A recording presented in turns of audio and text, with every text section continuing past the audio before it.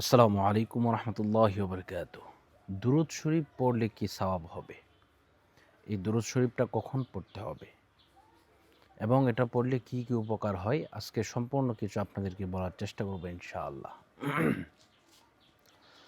দেখেন, আল্লাহ পাক রব্বুল আলামিন কুরআনুল কারীমের মধ্যে ইরশাদ করেছেন, ইন্নাল্লাহা ওয়া মালাইকাতাহু ইউসাল্লুনা আলান নবী ইয়া আইয়ুহাল্লাযীনা আমানু সাল্লু আলাইহি ওয়া সাল্লিমু তাসলিমা।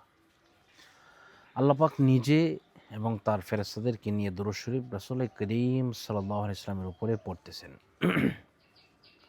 আর আমরা যে দুরূদ শরীফ পাঠ করব, এমন একখান দুরূদ শরীফ আছে, এই দুরূদ শরীফ যদি কেউ জীবনে একবার পাঠ করে, তাহলে তার জন্য, সে যদি ঈমানের সহিত মৃত্যুবরণ করতে পারে, তাহলে তার জন্য বেহেশতে যাওয়া আল্লাহ পাক রব্বুল আলামিন ওয়াজিব করে দেবেন।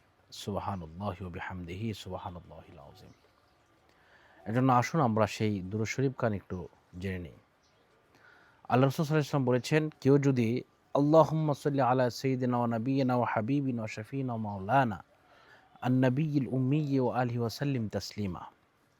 এটা বুখারী মুসলিম এর মধ্যে রওয়ায়াত রয়েছে, বর্ণনা রয়েছে, কেউ যদি আল্লাহুম্মা সাল্লি আলা সাইয়্যিদিনা ওয়া নাবিয়িনা ওয়া হাবিবিনা ওয়া শাফিঈনা ওয়া মাওলানা আন-নাবিয়্যিল উম্মিয়্যি ওয়া আলিহি ওয়া সাল্লিম তাসলিমা, এই দুরূদ শরীফ যদি কেউ জীবনে একবার পাঠ করে, আরেকটি কথা না বললেই নয়, আমরা হয়তোবা অনেকেই জানি আবার অনেকেই জানি না, দুরূদ শরীফ পাঠ করা কিন্তু আমাদের জন্য সুন্নাত। কিন্তু জীবনে কোনো একবার না একবার আপনার দুরূদ শরীফ পাঠ করা কিন্তু ওয়াজিব। আপনাকে পাঠ করতেই হবে। আপনি যদি পাঠ না করেন, তাহলে আপনি গুনাহগার হবেন। এজন্য রাসূল সাল্লাল্লাহু আলাইহি ওয়াসাল্লামের উপরে দুরূদ শরীফ পাঠ করলে ৩টা বিষয় আমরা সুন্দরভাবে, ৩টা বিষয় থেকে আমরা হাসিল করতে পারি। ১ নাম্বার হচ্ছে রিজিকের অভাব দূর করে দিবেন। ২ নাম্বার হচ্ছে আপনার যদি রোগ বালাই হয়, আপনার যদি বেমার হয়, রোগ হয়, সেগুলা থেকে আপনি অবশ্যই মুক্ত হবেন। ৩ নাম্বার হচ্ছে আপনাকে যদি কেউ শত্রুতামি করে আপনার খারাপ কাজ করতে চায়, আপনাকে ক্ষতি করতে চায়, এই সমস্ত কিছু আল্লাহ পাক রব্বুল আলামিন ফেরেশতাদের মাধ্যমে অবশ্যই এই সমস্তগুলা ঠিক করে রাখবেন। এজন্য আমরা দুরূদ শরীফ পাঠ করব, কখন পাঠ করব?